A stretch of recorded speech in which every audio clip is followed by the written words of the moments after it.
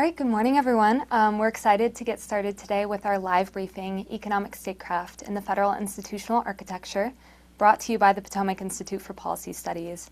My name is Madeline Field. I'll be your moderator today. I'm an assistant editor at War on the Rocks, where I focus on our Cogs of War vertical, which specializes in defense tech and the industrial base. So this is the second of our 9-part webinar series, which focuses on assessing the economic statecraft problem set as a core national security domain by defining its strategic foundations, assessing how the U.S. government, military, allies, industry, and society organize and execute economic power, and culminating in recommendations for doctrine, workforce development, and institutionalization. So these webinars will be based on our 11-part article series, War by Other Ledgers, which is being published in War on the Rocks about weekly. So today we'll be discussing who actually owns America's economic statecraft tools and authorities, and how those agencies and organizations can leverage their strengths to craft more effective policy. So I'll be joined today by Dr. Tim Welter, a senior research fellow at the Potomac Institute, and Dr. Will Norris, an associate professor at Texas A&M's Bush School of Government, to discuss Will's article. Thank you both for joining me. Thank you. Thanks, Patty. So to our audience, Tim and will be answering questions in Q&A at the end of the session, so do feel free to upload any questions that you have, and we'll try to address them. But we do have a ton to go over today, so let's jump right into our first question. So Will, in your excellent article, you make very clear that firms, rather than states, are the ones that are conducting global economic activity, but that governments can, quote, use policy tools to align private incentives with national security priorities. So why did you make that so, clear upfront in your article? And what happens in the case of Intel, say, where, states are acting as industry in a way? Yeah, it's a great question, Maddie, and thank you for hosting the webinar. I think that this gets to the heart of what economic statecraft actually is. So we have to start with this fundamental understanding that firms, the private sector, is at the heart of economic statecraft. And so it's important to sort of start a discussion with that paradigm in mind, because countries don't really do economics. We often will use that shorthand. We'll talk about national accounts, but if you actually get into what is economics and what is going on here, it's companies that are making decisions about their supply chains. They're deciding where to locate a factory. They're making investment decisions. These are the microeconomic foundations of economic statecraft. And I think if you're going to think about how you do economic statecraft as a country, you have to start with that understanding that firms in the private sector is really at the core of the phenomenon of economic statecraft itself. So that's why we began there, because then it does two things. It allows you to put the tools that the U.S. government has at its disposal in the proper context. You get the right perspective that you are fundamentally shaping the incentive structure facing those private sector actors. And that's economic statecraft. You're writing rules, you're creating regulations, you're passing laws. These are things that the private sector actors are going to respond to, and they're going to optimize their own self-interests in light of those parameters that the government lays out. And so that's important to understand when you get at what we're talking about. And so a lot of what we'll be talking about today is what are those rules, who owns them, where are they, how do they shape the behaviors of those private sector players. And in terms of, I think we've been trying a lot recently. This has been there's been a lot going on. This is an area that we've been trying a lot of new things recently. Chief among them, taking active ownership shares of some of these companies. That's kind of new, uncharted waters for the U.S. government. This is not something that we've typically done a lot of in the past. And honestly, how that all plays out, I think, is still to be determined. I'm not sure that there's been a lot of work done academically or intellectually on what's the right way to do that. Should you, as the government, vote those shares? Do you take an active role on the board? Are you a passive holder of the equities? Do you want to exercise veto power only on national security objectives? Or are you going to use your position as an equity holder to really shape the idea of governance of that company in ways that are going to be ideal for the best of society? Do you take a broader view of what the role of the government's role in guiding the behaviors of the private sector is?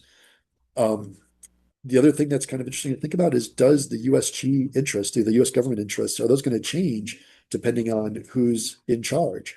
What happens if there's been a different administration that's in charge? Do they then change the priorities of the government and the role that the government plays as a 10% ownership stake in a company, let's say?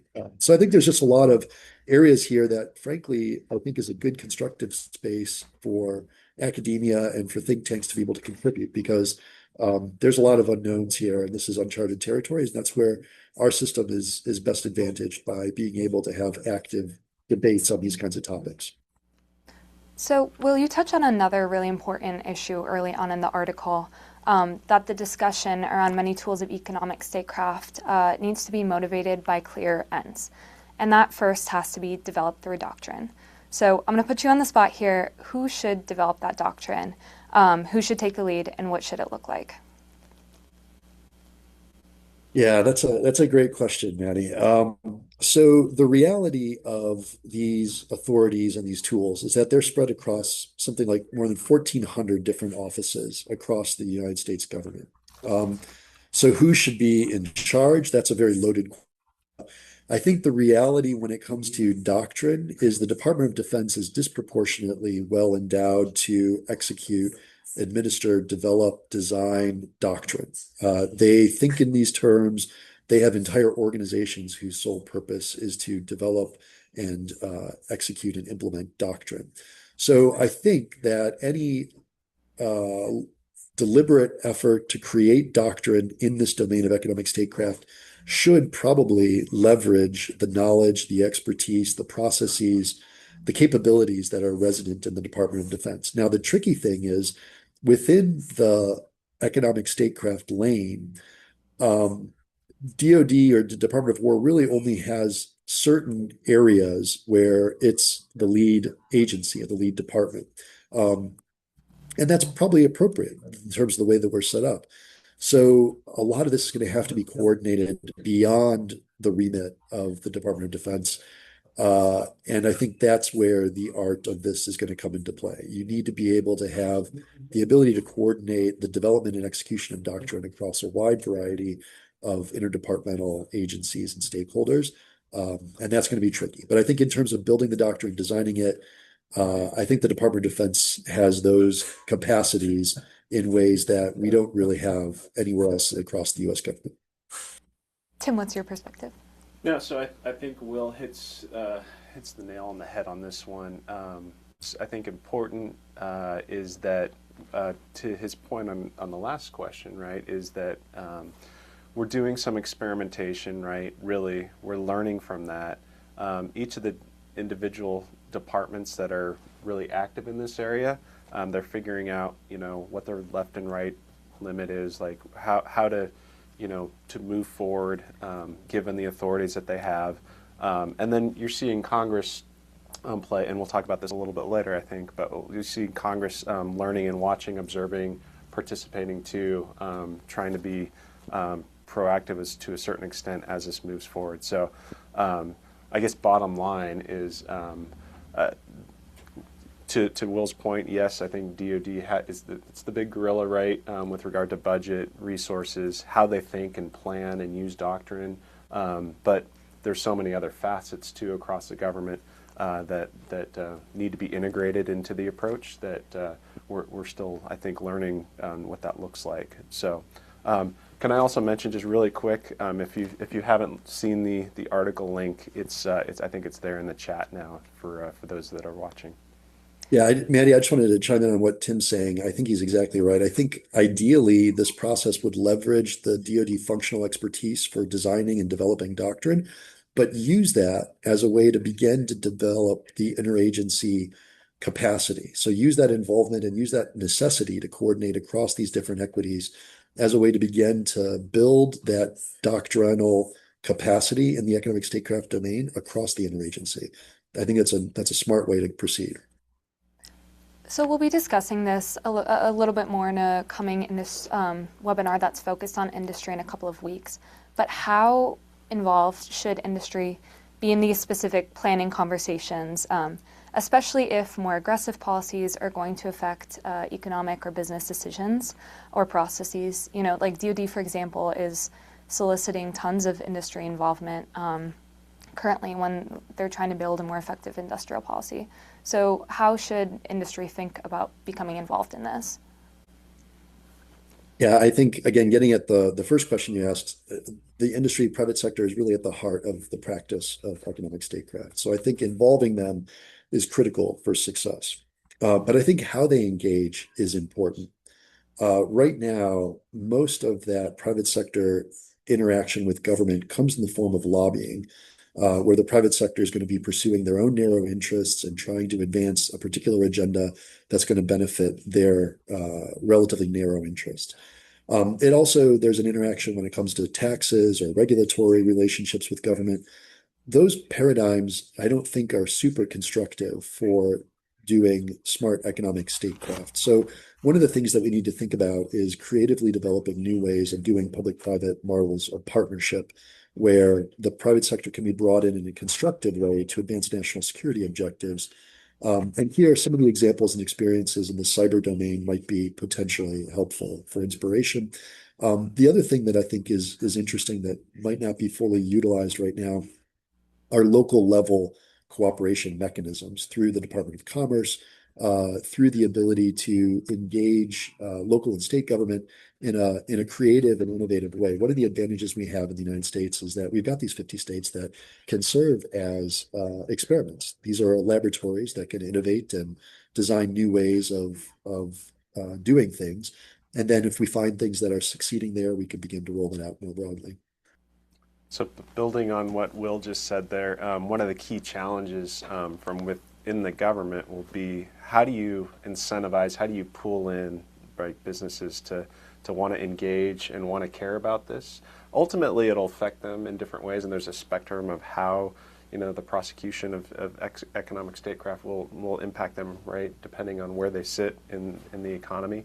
But what does that look like for policymakers? Like, how do you incentivize businesses to engage, to think about the risk, right?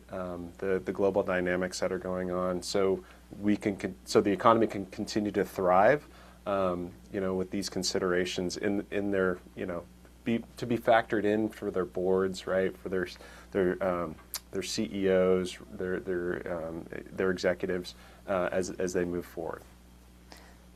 So building off both of your points, Will, as you said, there are 1,400 offices that are spearheading economic statecraft within the U.S. government, but there are tons of authorities that go along with that, from executive orders to legislation, statutes, and more. Will, in your article, you say that these authorities fall into 4 buckets: those that promote, protect, prevent, and punish. Where do most of these tools reside in the U.S. government? Which are most actively employed? What need the most improvement? Yeah, again, another great question, Maddie. I think the reality is that we do things across all 4 of those buckets. So these are buckets that that were a way really to organize this cacophony of capabilities that my team and I were uncovering as we looked very closely at where these various authorities reside in the interagency. Tariffs obviously have received a lot of attention lately. These are generally probably thought of as protection measures in the protection P of those 4 buckets. But in fact, the current team has been using them really often as a punishment, as a threat, as part of a negotiation, as a broader negotiation strategy to achieve concessions, both in the economic domain, in the trade area, and also beyond. So I don't think that those 4 Ps are necessarily the be all and end all. They're not necessarily going to capture everything, but the advantage of thinking about these different authorities through that lens is that you begin to move away from a tools-based approach and a paradigm that's fundamentally filtered by where you sit in the interagency. That determines your perspective of economic statecraft. So for instance, if your authorities are in charge of export controls, then when you think about economic statecraft, you're viewing it all through the lens of export controls. But what we need really is a larger strategic perspective on bringing the economic capabilities to bear on advancing national security objectives. And so the 4 Ps begin to move the conversation beyond the frame of reference of, is it sanctions or is it tariffs or is it export controls, um, towards something that's more ends oriented, which I would suggest is a little nudge towards something more strategic than the ad hoc approach that's colored a lot of what we've done in practice so far. So, Will, to that end, I've seen this 1,400 offices number like so many times now, and it still just is astounding to me that across the entire government we have, that many entities focused on this, which again lends to your last point, like how important it is that you have a strategy with objectives, with doctrine, right? Because if you have 1,400 different entities moving in 1,400 different directions, does it, where does that make sense? Is that effective? Is it efficient? Are we actually getting at those objectives? So, Yeah, Tim, the real staggering visual for this is when you print out these org charts. And I don't know if you remember when we did that for one of yes, the exercises, but we had to print them on paper that was what architects use when they do plans, when they draw up like skyscraper plans, those kinds of printers that require these huge dimensions that are human scale, just so you could read the org chart. So you could actually see like who's where and what's going on where. It's staggering the complexity. Now, I should make sure that I give the caveat. We tried to have a very inclusive definition of what would count as economic statecraft when we did this research. So that's done on purpose because the way we think about this is through these very different kinds of activities. So many people wouldn't necessarily think the Department of Agriculture has a major role to play if you think about economic statecraft. But if it turns out, if you're looking at food security, they are critical.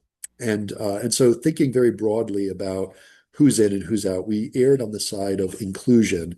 It is a large number. It's a staggeringly large number, and it's deliberately so because we didn't want um, elements of the potential apparatus not to appear in that count. And even still, we probably missed stuff.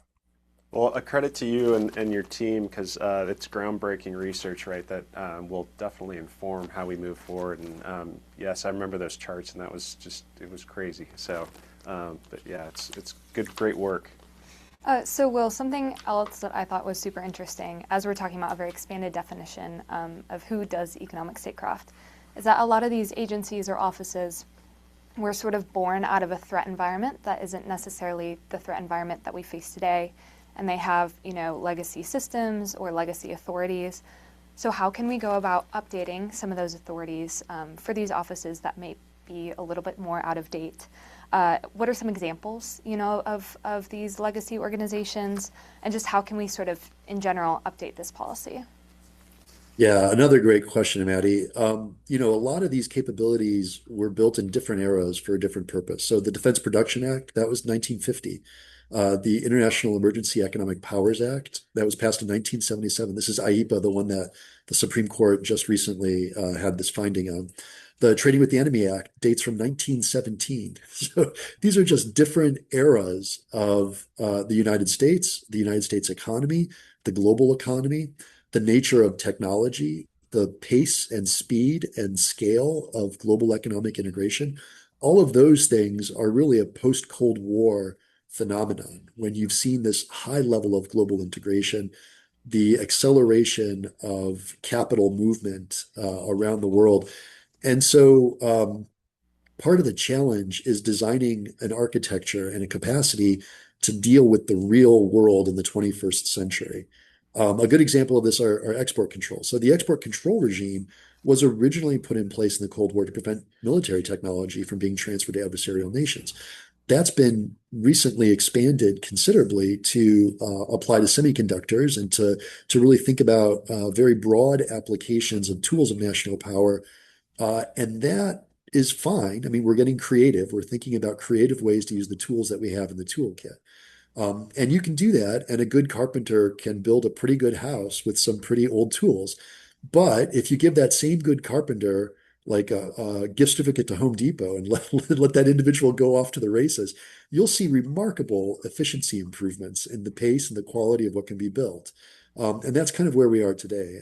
And the reason There's a lot of reasons why it hasn't happened yet. This is easy for an academic to pontificate in the ivory tower. It's quite different to actually get down in the weeds of where the sausage is made and thinking about congressional committee jurisdiction and overlaps and existing equities and who's already got mission sets and what are their strategic cultures like. And there's all kinds of reasons why this is a much harder challenge than I'm blithely making it out to be. But I still think it's important to recognize that we're largely using a set of institutions that were designed for different times in a different era and trying to get them to be nimble enough to address the reality of the challenges that we face as a nation today.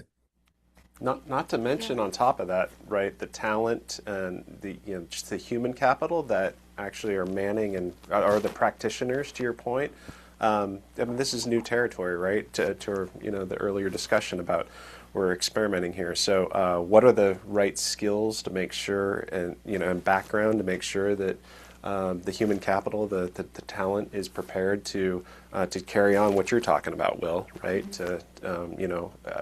Especially if you don't have clear objectives, or the objectives out there are still being formed, right? They're flying the airplane and building it at the same time, kind of thing. So I think this also gets to a sort of parallel question about bureaucratic inertia, which Will, you write about. But we've met so many wonderful people that are really motivated and working on this problem set. So how can those people think about, I guess as you said, like creatively using those older authorities or perhaps getting rid of obstacles that are in their way? Like what can the average person working in one of these offices just do to start or like not to start moving faster, but to move even quicker on this issue? Yeah, well, I think again, another really great question. I think building on Tim's point, I think a good place to start is to begin to focus deliberately on investing in the human capital. Um, we don't know where this is going to go. We don't know how it's going to turn out. There's a good chance we're going to need to iterate. I always say that it's important to have humility in this space because this is uncharted territory for the United States. We're probably going to mess some things up. So we need to build things that are designed to fail gracefully. We need to be able to have the capacity to go back and reevaluate, figure out what's working, what's not working, and to honestly be able to try to optimize in the interests of the country when we can see opportunities to do so. I think there's a series of different reasons why this is challenging. I've already mentioned the jurisdiction of congressional committees. They jealously guard these jurisdictional responsibilities and capabilities because that's where they derive power. So we have to recognize that that is a feature, not a bug of our system. But it does create a certain amount of inertia in being able to change that. Who's going to own the mission? Who's going to have oversight? Who's going to be able to have the reporting capabilities? Those kinds of questions are not insignificant parts of how we work as a government. On the executive branch side, typically the system has looked upward for guidance on what it should do and how it should behave, and have guidance on activities in the domain of economic statecraft, which is a natural function. They're not going to just run off with these various authorities on their own accord. They're going to look up in the system for guidance and top-down direction. But the problem is when you're in those positions in the White House, you are so focused on the crisis du jour. There's constantly a fire in your inbox. You are trying your best to manage day-to-day crises, and you really have very little time to think strategically, let alone to sustain an important strategic direction or to do that long-range thinking and strategy development and the implementation required to execute effectively in terms of like a reorganization or to actually do economic statecraft. So that's a structural challenge. Each administration has to design a system that's going to work for that team. I don't think anybody's quite gotten it perfectly right yet, and it's probably always going to be a work in progress. But that's an area where there is quite a bit of flexibility around the processes that can be changed and optimized from one team to the next, even if the org charts and the institutional structure might be a little bit more static. It might be a little bit harder to change those things. And the last thing, of course, is the strategic cultures. There's a strategic culture and a core mission area for most of the major players in this space when it comes to the Department of the Treasury or Department of Commerce or the State Department or the Department of War. These are entities that have strong identities. They have a strong sense of what their mission is and what their role within the interagency is. And I can say for none of them is economic statecraft the lead mission. So right now, we do not have a Department of Economic Statecraft where the whole purpose is going to be to exercise economic tools of national power. So instead, we have Treasury, which sees largely a strategic culture focused on monetary and fiscal stability and sustainability of the country. Commerce, which prioritizes economic growth and thinks about how to promote the United States business environment and the United States business community, and the State Department, which views its role as diplomacy. Now, each of those entities, the Department of Defense, Department of War, that sees warfighting as its primary mission, as is reflected in its desire to be renamed the Department of War. So each of these sees its primary mission as being something other than economic statecraft. And so for all of them, economic statecraft is a second fiddle and needs to get done and is a part of what they do, but it's not necessarily in the driver's seat. It's always kind of the neglected orphan of the mission set for most of those entities. So there might be offices, there might be bureaus within these larger departments who do have more of a lead role in the process, but then they're going to get outranked by the secretary or by the principal's level or even the deputy's level for some of these agencies and entities. So I do want to talk about a couple of these very unique offices, especially those in DoD, Commerce, and State. So first of all, Will and Tim, how does DoD's Global Investment and Economic Security Office, approach their relationship with allies and partners regarding the industrial base? I know they've been out sort of on the forefront of this problem set for DoD. Go ahead, Will.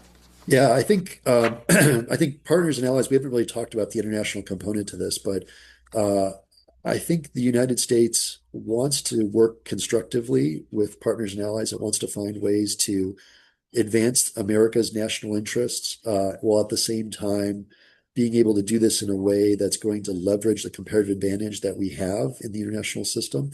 We have a lot of partners and allies in ways that adversary nations may not be able to have that advantage.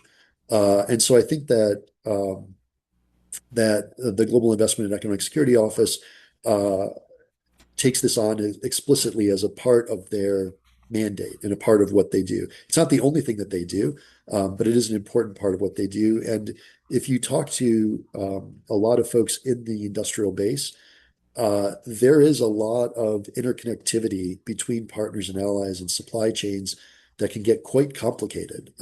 So much so, sometimes it's difficult to get the transparency that one might want to have into some of those supply chains. And so it is important to be able to coordinate both in other nation-to-nation relationships, but also with other firms, and particularly in the global economy. Yeah, I think our allies and partners are learning this new environment as we're learning it too, right? We're trying to figure out what the right path forward is, right? Trying different things. And I think they're reacting to what the United States is doing, but then also trying to figure out, hey, what's our path, given especially the interconnectivity of global markets these days and how fast information is used and leveraged and accessed, right? So across borders across the globe, I really do think in a lot of ways this is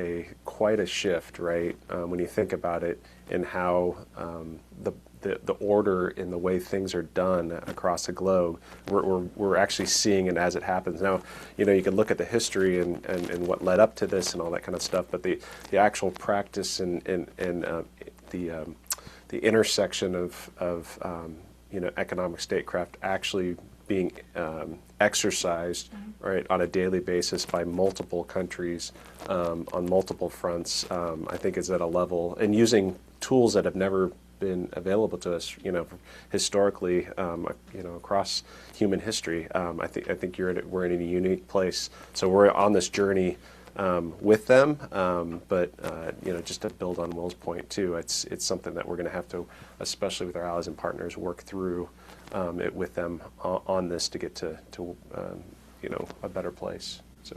Yeah, we know this is a core issue, so we'll have a great article out about this in 2 weeks about the partners and allies issue and how we can craft a more effective policy together. Yeah, and Maddie, on that, I know you're going to talk more about this, but the whole point of this series really is to begin to lay some of the intellectual foundations that is necessary for this space. And that's where the role of think tanks and academia can contribute to the fight, frankly. When you're in the trenches on these issues, you really don't have a lot of time or luxury to think deeply about it. That's where we can have an important intellectual contribution to make, hopefully, that helps move the ball forward. Yeah, so I want to go back to some of the earlier points that you guys had made about how there's tension in between, an economic statecraft policy and then what agencies or offices have to do day to day. And Will, I wanted to specifically ask you about commerce, which you say has a tension between its commercial promotion culture and then these security-driven objectives. So what tensions are most prominent and where? Yeah. So an example, I guess, is probably from the early days of turning the ship. If you can roll back the clock to 2014, 2015, the United States-China relationship was deeply integrated.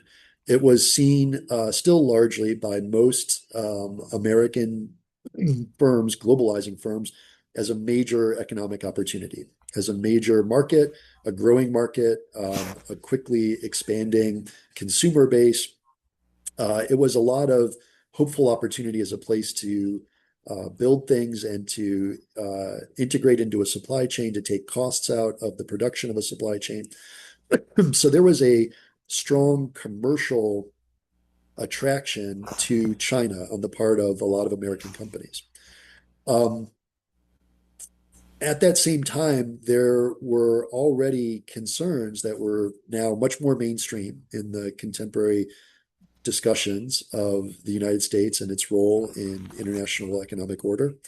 Um, Concerns about intellectual property theft, concerns about integrity of supply chains. There's a whole range of concerns. And within commerce itself, there is a dedicated BIS bureau that's dedicated for thinking about security issues and how they connect into industry and the industrial base.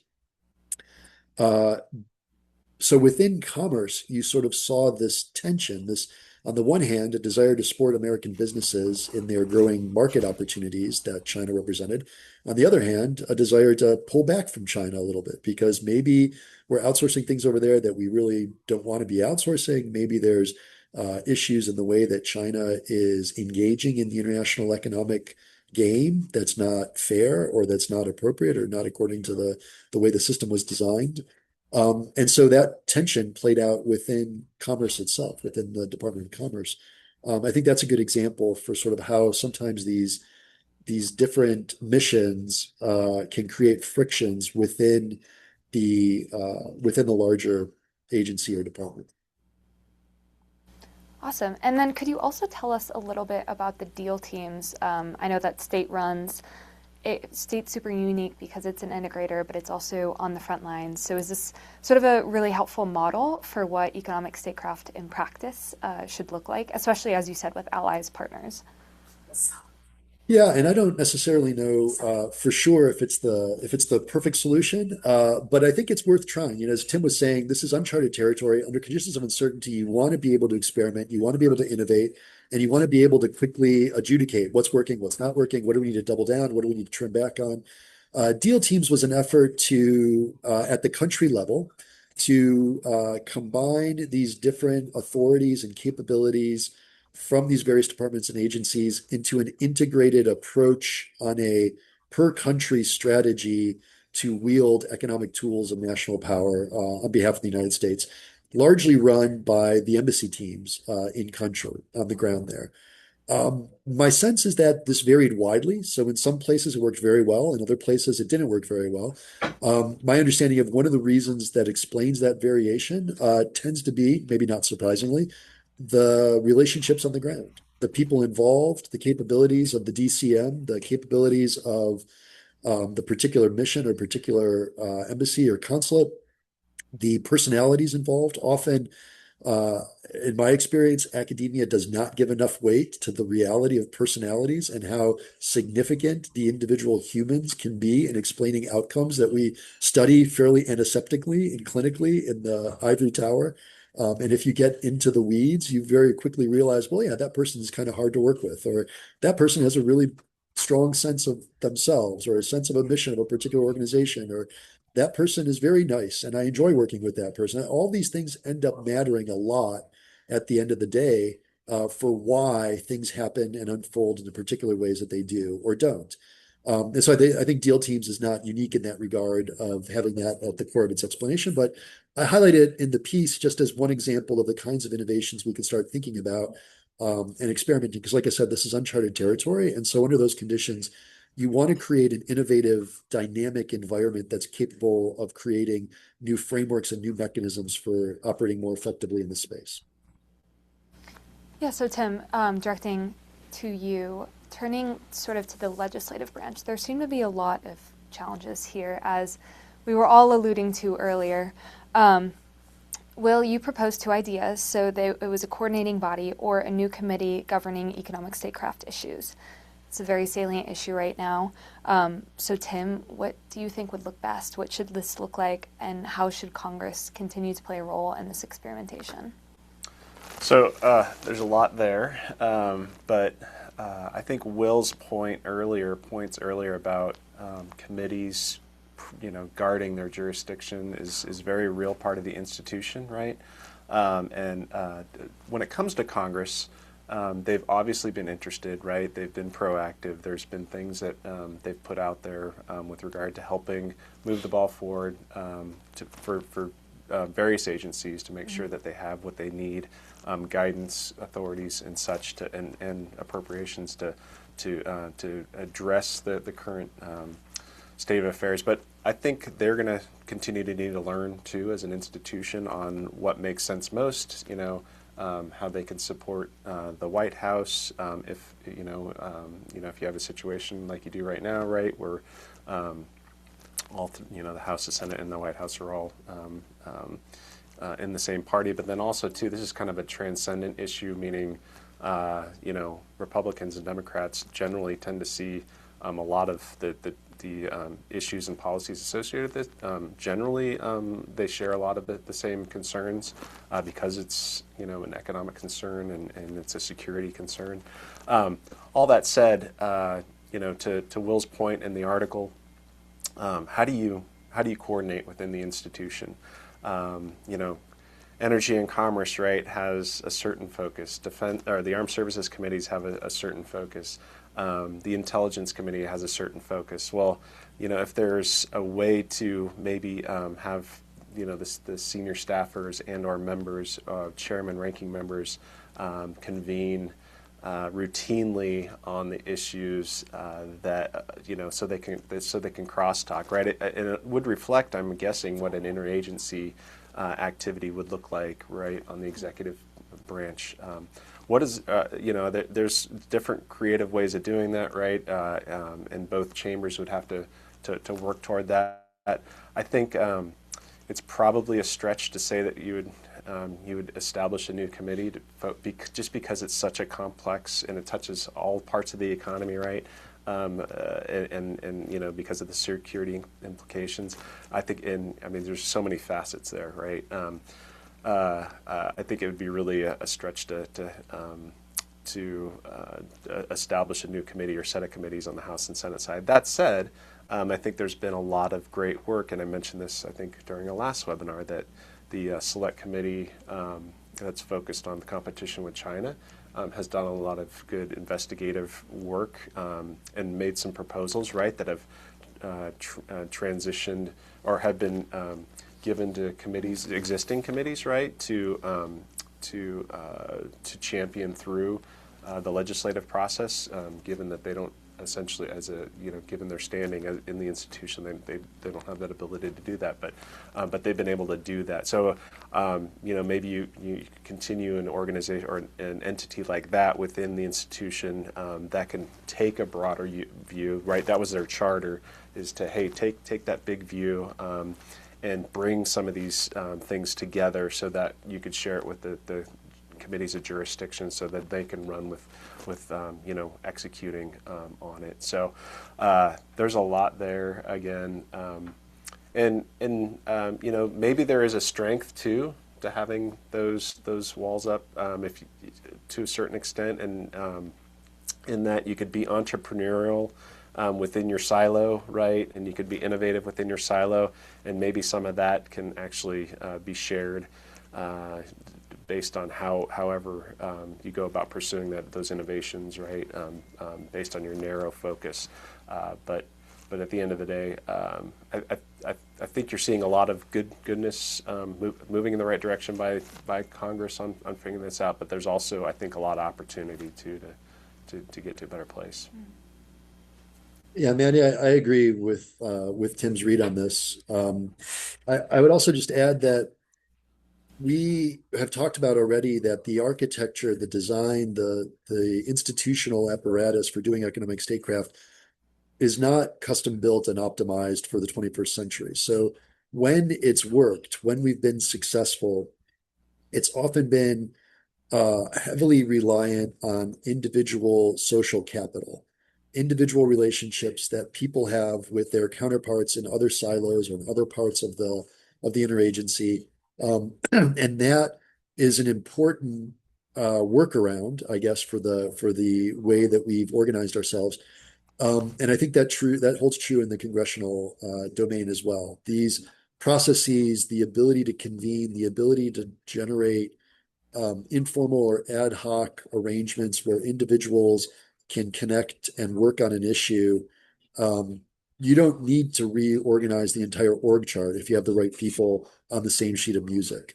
And that's been something that we've seen in a number of instances so far in this domain. So when we're talking about economic statecraft that's not built for the 21st century, as we've said a couple times, I think something we haven't talked about is the vast amount of data that's just like flowing in. There's the scope and scale of the threat is huge.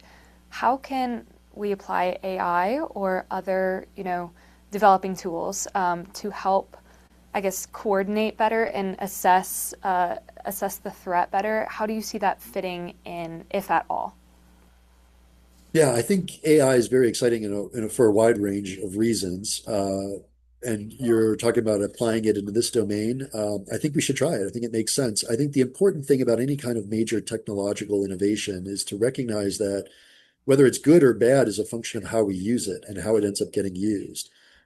So AI might make it easier to defend, but it may also make it easier to attack.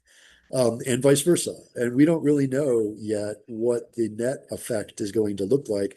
I can say fairly confidently that for the foreseeable future, we're still going to want to have humans in the loop. So I think the sweet spot is you get AI-enabled humans that have the skills and the capabilities, as Tim was talking about earlier, thinking deliberately about that human capital pipeline and what kind of investments do we want to be making in human capital. I think having those individuals be fluent in the AI capabilities and being able to integrate those in a dynamic way into their capacity is going to be a good thing. I think that'll help cope with the volume and the quantity of information that's being processed in today's day and age.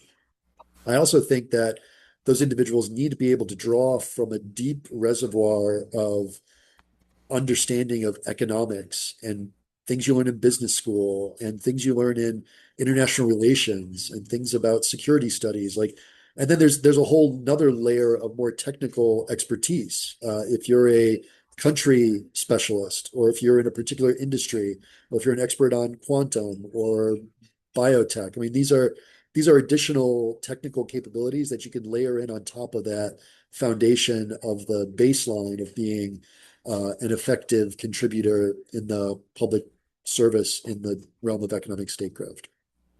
So this is, I think, is a great question, and just to kind of build on what Will was talking about. Actually, our next article coming out is going to be focused on information, right? And you're probably getting there. But when I think about your question, I think about what that article is going to be looking at. But I really, and that's really comes down to how do you take all the information in the business intelligence world, if you will, right? That's being done every day. How do you take what's being done in government, with regard to security from an economic perspective? How do you fuse that, right, and make it usable and prioritize it for action, right? Whatever your objectives are, how do I best get after that? And who does it? Right, that's an incredible. There's so much information going on there, right? This just vast amount of information. So, and ultimately, AI is a tool for decision making in this context, I would think. And so, how do we get there, right? As part of, to Will's point, modernizing our institutions to make sure they have the tools and the information they need for decision making and action.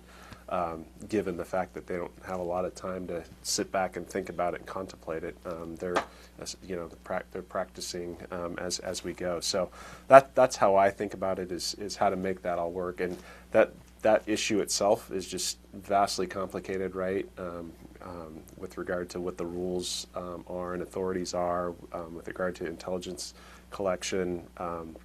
Within the United States versus allies and partners and versus, rivals and adversaries, and then what that means too for who's collecting like the business intelligence on the government side. If that were to happen, how are they using it? How are they directing it and such? Yeah. So, but I think AI could do a really good job helping us figure that out. Definitely. 2 more quick questions before we get to our Q&A. So I wanted to get into the weeds a little bit. So let's say, there was by some miracle a huge standalone office or agency that was created to coordinate all economic statecraft activities. So under whose authority would that be created? Would it be like, in DHS where, it began with Congress and then was later signed by the president? And how likely is this that it would actually happen, especially in today's political climate? Yeah, that's an important question, Addie. I think that there's a range of options. So you could go everywhere from a brand new department, which would take an act of Congress. This is literally the case. And the advantage of that is you'd be creating a cabinet level secretary that would have the ability in the bureaucratic tug and pull that is the interagency process to have stature and standing vis-a-vis other principals. But that's a pretty heavy lift. You could also do something closer to like an OD&I reorganization of the intelligence community, where there's some kind of a coordinating function sitting on top of existing entities that don't really move any of their missions, capabilities, resources, personnel, all those kinds of things that bureaucracies care about, and instead tries to integrate across them and fuse them together. And OD&I has some things that it's done well. There's some things that maybe people sort of think, oh, we could have done that better. We should be fixing this. So there's each of these options has pluses and minuses. And then the lightest lift, bureaucratically or politically or organizationally, is simply to reconfigure the way the top of the system organizes the interagency coordination. Everything, as I get into the piece that is usually run out of the West Wing, every administration gets to operate their administration according to ways that make sense for the key decision makers, that they're able to receive the information they need to make informed policy decisions. And that's fairly fungible. It can change within an administration. It can change from one administration to the next.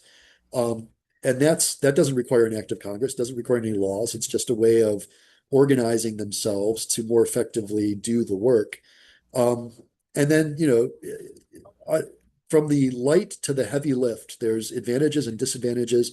You could think of it, it's not exactly a one-to-one trade-off in terms of what you put in is what you get out of it. In terms of the political capital required or the political will or the leadership that would be required to pull these things off. But there is, it may not be exactly a one-to-one slope, but there's a slope to the line. And I think the more you create a standalone entity with the explicit mission and resources to execute in the domain of economic statecraft, the more likely you are to overcome some of the coordination challenges and some of the issues that might exist in terms of being able to execute and design and implement a sustained strategy in the domain of economic statecraft. So it kind of depends a little bit on how serious you are about doing this. To the extent that it's an afterthought, you can sort of design institutions to make it an afterthought. And to the extent you want to only play defense, you can design institutions that only play defense. To the extent you want to be really creative and go more offensive. You can design institutions that do that. So it really, excuse me, it really kind of depends on what you're looking for and how much you want to spend. And I say spend not only in the fiscal dollar sense, but also in a political capital leadership time and attention sense, because those are the things that are going to be required to pull this off. And I think that if you decide to do something big, you want to study previous efforts to do these kinds of things. You want to know what are the trade-offs, what works well, what doesn't work well, where have mistakes been made in the past, what are things you don't want to repeat, what are things you might want to do differently. And that's where I think you have to have a lot of humility and the ability to go back and evaluate. And like I say, you want to build it to fail gracefully. I know it doesn't sound like a winning strategy, but you don't want it to fail brittly. You don't want it to catastrophically fail. And I often tell people, if it ain't broke, don't fix it. And above all else, like first, do no harm. The United States is the world's largest economy, and it is orders of magnitude bigger and more powerful than any other economy on the planet. So first, do no harm. Don't kill the goose that lays the golden eggs. And so you want to have a lot of humility when you start talking about doing economic statecraft, because fundamentally, anything that we're doing in this space is going to be distortionary to markets. Now, sometimes those distortions are required because adversary nations are distorting markets, and so we need to do something to counter that. Roger that. I get that. But it's important to recognize that everything we do in this space is a distortion to market-based outcomes. And the reality is we're always going to be doing that. Anytime government puts its finger anywhere, it's going to have an impact. It's going to have an impact. So just recognizing that and trying to think through those second, third order scenarios and effects that might be created by actions in this space, and just having humility, frankly, when we're engaging this area. Oh, sorry. No. No, so you asked about the likelihood. I mean, I think, you look at what, basically precipitated the creation of DHS, and that was 9/11. Now, I don't know if we're going to have a 9/11 type of event that, you could look back and say, well, if we had the right economic statecraft entity, in the federal government, then we would have been, things would have been different. And it takes a lot to get, I think Congress to move on something that significant, but it also depends on what the White House might be asking for and what that relationship looks like and all that kind of stuff. So I think the spectrum that Will lays out is exactly right. However, to that end, it begs back to the question or the discussion that we were having earlier. With regard to Congress, how do they do oversight, right? How do you effectively focus on pushing out the authorities that are required to deal with today's environment, and how do you appropriate to that end, right? Because to Will's point earlier, a lot of entities that are dealing with this are doing it at a hide, if you will, right? It's something that it might not necessarily be their primary focus. And so, they're trying to make it work out based on what they have from an appropriation standpoint. So, And one more quick question before a Q&A. Something I think of a lot when I'm reading policy is, how do we measure success? What are the benchmarks here? So how do we measure the success? What are some benchmarks that we could come up with to say, hey, this was a good economic policy, or this was a good vignette, right? Or this wasn't? I know it's a very difficult question, so. Yeah, it's an important question, Mandy, because I think any metric has to know what you're trying to accomplish. So I think I would start with that. I think you have to start with understanding what is it designed to do. Once you can specify that, you can begin to think about how can we determine and assess whether or not this worked? Did it do what it was supposed to do? And one of the things that my team and I have uncovered, I didn't write about this in the piece, but one of the things that we see frequently happening is a single act, a single law, a single move will entail multiple strategic logics, multiple goals, multiple things. Different people want to see this do different kinds of things depending on what their priorities are. And that's kind of the art of getting things done in Washington, is being able to find that minimum winning coalition that gets the ball across the finish line and gets something passed in Congress, or makes an executive order take place. And so I think academically and in that sort of think tank domain, one of the areas we can be constructive is to try to be rigorous around specifying those different logics. Here's the different things that are trying to happen with this particular thing. And then trying to be as objective as possible. And I say that because I don't think anybody can be fully objective on these areas, but you can sort of recognize that where the potential biases may be. And one of the things that academia is pretty good at is being rigorous and trying to be methodologically rigorous. When you measure these kinds of phenomena, you want to be transparent. I think you want to be objective to the extent you can quantify it. I think that helps. So someone else looking at the same thing, measuring by the same yardsticks, should come up with the same number, ideally, as you. And being transparent about that and then iterating on it. So recognizing that maybe you missed an important dimension of assessment that wasn't included in the first index. And so now you got to go back and revisit that and say, hey, everybody, we need to have a restatement. Companies do this all the time. And they issue these restatements to their 10 Qs where they say, whoops, we forgot about this thing. And it turns out those numbers weren't exactly right. Government does that too with these numbers on labor statistics and those kinds of things. So it's just having that sense of recognition. This is a moving target. It's a dynamic problem set. It's not an easy one, and it's something that we just need to start working on. And I think academia is well positioned to help think through what those metrics might look like. The last thing I'll sort of add is recognize that very quickly these things can become politicized. We live in a very hyper-partisan world where the other team is always going to be looking to point out the biggest warts and the biggest faults of whatever the other team is doing. And I think ideally, if there's a way we could harness that dynamic, I love thinking about who we are and what we do really well as a country and finding ways to capture that and not try to fight against it or pretend like it's not there or try to swim upstream. Like when you get government pushing in the same direction the private sector wants to go anyway, you're more likely to have success. When you're really trying to fight against the flow of the river, it's going to be really hard to kind of battle that all the time. So thinking deliberately about what those incentives look like and how we can be creative in channeling those self-interested optimizations in ways that redound to the national interest. That's the secret sauce, I think, of getting this thing right.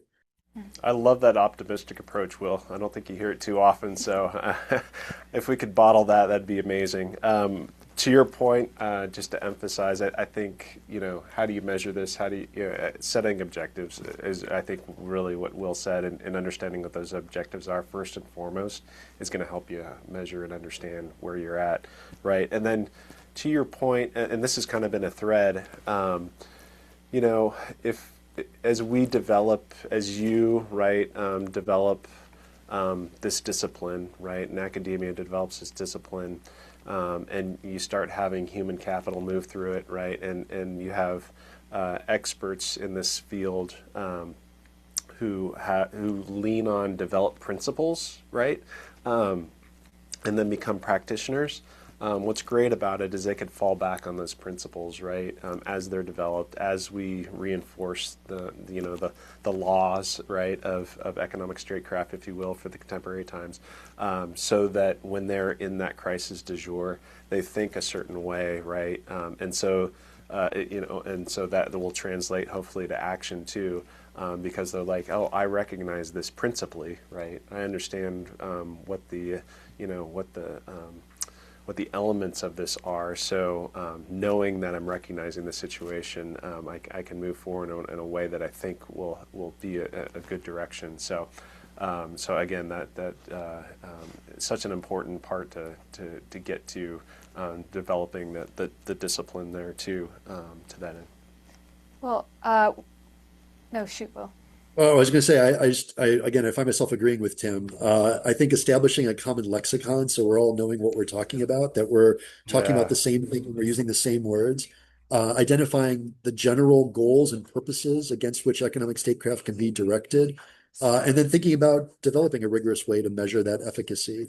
I think those are kind of the next steps to be able to kind of move the ball forward. And I think that's where one of the advantages we have in our system is a vibrant, independent academic and think tank world that can complement the policy government world and the private sector world. And so using all three of those legs of that tripod, I think in these circumstances, redounds to Americans' interests and strengths of our system. By the way, one of the later articles, and sorry if you're going to say this, is going to be focused on human capital too in this realm. So I think that's a great place to sort of leave off. I know we had a couple questions in Q&A. Sorry we couldn't get to them now, but Will and Tim will get back to you guys with their thoughts and answers there was just so much to say. So thank you guys both for being here. This was excellent. As we've alluded to, there will be articles that are going to be talking about some of the details of this problem set, where we need to be going from here. Our next article will be by Dr. Jen Buss, and it's called The Information Problem, Why Economic Security Fails Without Fused Intelligence, which will be out in a couple days. We'll be releasing them about weekly at that Where by Other Ledgers page, so do keep checking that every so often, because we'll have more thoughts there. But again, thank you guys so much for joining us, and thank you to the Potomac Institute. Thank you, Maddie, and thanks, Will, for the great article. And I think actually Karen Elliott's going to be joining Jen Buss with that next article too. Awesome. So yeah, so it'll be a great one. And thanks everyone for tuning in. Outstanding. Thank you very much, guys. Bye, guys. Thank you.